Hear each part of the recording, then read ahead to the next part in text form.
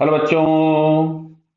यहां लिखा है a small ball is projected from ground point P towards a wall as shown in the figure if hits the wall when its velocity is horizontal. मतलब at the time of hitting मैं सारी hitting velocities को red colour से दिखाऊंगा और सारी रिबाउंसिंग को black colour से। क्लियर है? तो ये इस तरह से हिट करता है। अच्छा, यहां से जब ये चला होगा तो इसके पास एक कंपोनेंट रहा होगा यूएक्स और एक कंपोनेंट रहा होगा यूवाई। क्लियर? बराबर में कोई you sine theta you cos theta नहीं लिख रहा हूं, उससे बहुत बड़े बड़े एक्सप्रेशन हो जाते हैं देखने में। एक यूआई रहा होगा। तो बोला गया हॉरिजॉन्टली हिट किया, मतलब हिट करने में जो टाइम लगा होगा।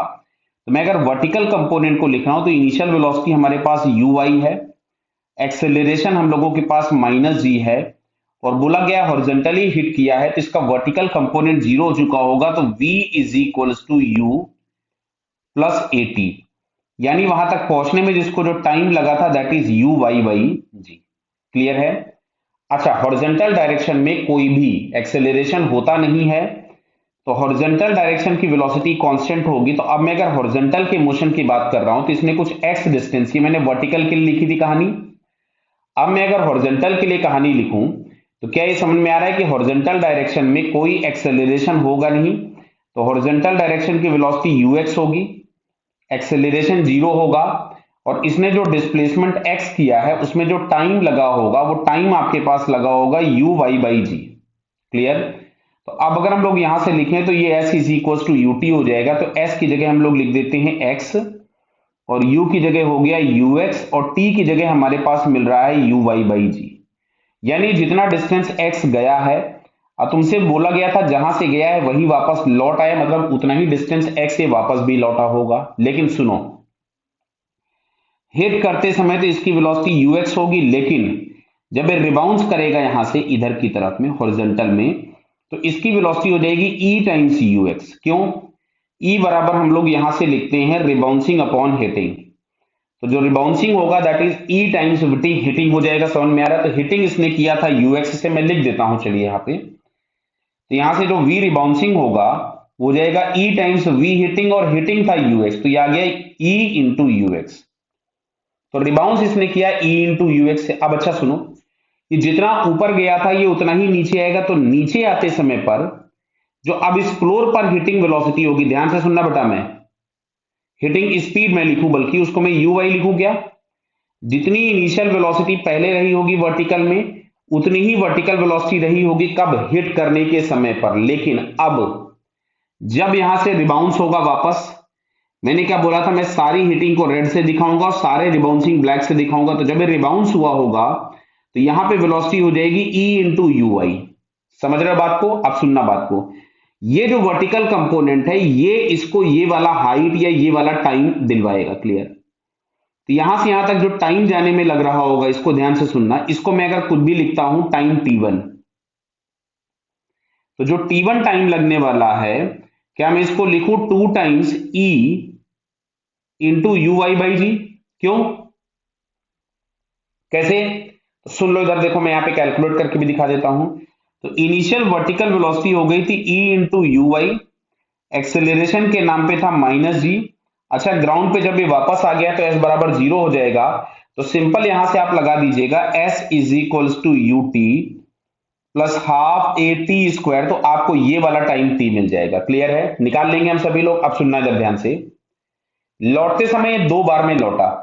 एक तो ये पहला वाला लौटा, और फिर ये आपके पास ये दूसरा वाला लौटा। लेकिन ये दोनों मिल करके हम लोगों के पास किसके बराबर होगा? इस एक्स के इक्वल होगा, जो कि हम यहाँ पे एक्स ऑलरेडी निकाल चुके थे। तो एक काम करते हैं, इसको हम कुछ x1 लिख देते हैं और इसको हम लोग कुछ x2 लिख देते हैं, और x1 प्लस x2 निकाल लेते हैं और उसको x के बराबर कर देते हैं।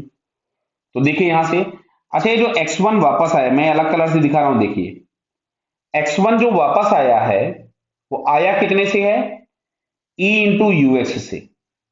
और कितने टाइम में आया? तो वो टाइम इतना ही लगेगा, क्योंकि जितनी देर में ये ऊपर गया होगा उतनी ही देर में नीचे आएगा। तो मैं यहां से लिख रहा हूं e इंटू यूएक्स, और टाइम हमारे पास लग रहा था यू वाई बाई जी, ये आ गया x1।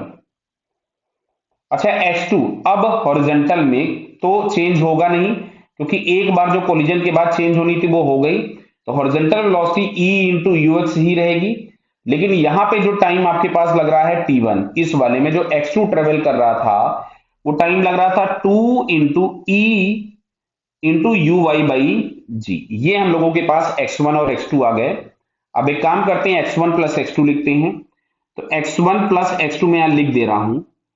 क्या हम लोगों को लिखना चाहिए x1 प्लस x2 बराबर x होगा, ये वाला x।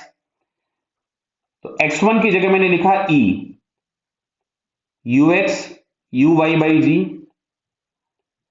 प्लस x2 की जगह पे हमारे पास आ गया 2e²। देख लो e इंटू ई² हो जाएगा, बराबर है। और फिर आपको मिलेगा ux into u y by g, ux into u y by g है भाई, ये 9 नहीं है, जी है, क्लियर है, इज इक्वल्स टू x। और x हमारे पास था ux into u y by g. Clear बेटा?